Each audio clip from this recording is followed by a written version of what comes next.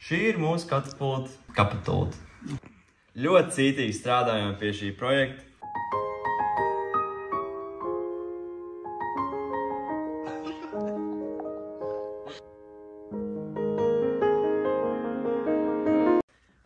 Kā redzat, dizains ir ļoti majestātisks. Kā jūs varat redzēt, mēs izmantojam galvenokārt karsto līmi, nedaudz skoču un koku materiālus, kurus mēs otrais pārstrādājām. Kā arī var redzēt, ka šī modifikācija ir domāta, lai veidotos 30 grādu leņķis pret zemi, kurš attiecīgi izmantojot vienādo taišanu likums, liks objektam izšauties 30 grādu leņķī. Jā, Kūriņš tā teica. Mēs dabījām krūzīti, no kafijas krūzīti kaut kur, mēs viņu nozagām. Bioloģiski kaut tas mums šeit, mēs viņu pilnīgi demolējām. Te ir sirsnīgi, tāpēc, ka mēs jūs visus mīlam. Atvēl kastaļi un šāpu valteri. Ja grib visakurātākos, precīzākos, vienkārši precīzāku rezultātu nevar dabūt, tāpēc mēs relatīvo kļūdu pat nereiķināsim, jo viss ir pilnīgi precīzi. Viņi ir ļoti tālu, lai šāv.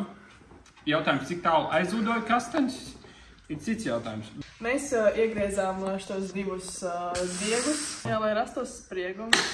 Tad viņš tā strādā, te ir bandīta un te ir sirsniņa, jo tā ir skaistāka. Jā, te arī ir, var redzēt, deteris jau. Te ir sarkanā līmeri glitteriem, rozā līmeri glitteriem, kaut kur arī zaļā bija, laikam. Zilā līmeri spīdumiem. Glitteriem. Spīdumi. Glitteriem. Liekam iekšā kastanīti. Un... es nevaru, kā viņu turēt? Tā. Jā. Wow. Strādāt jau strādā. Pilis jaukt ar šito.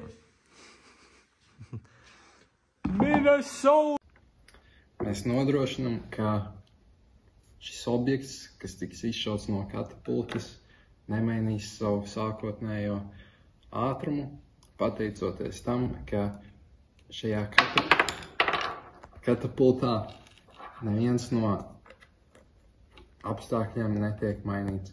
Netiek mainīts pretestības spēks, ko veido šī te virvīte. Netiek mainīts leņķis, kādā sākas izšaušana, un netiek mainīts augstums, kurā brīdī tiek izšauts šis te objekts. Un šobrīd es jums demonstrēšu, kā tiek izšauts šis objekts.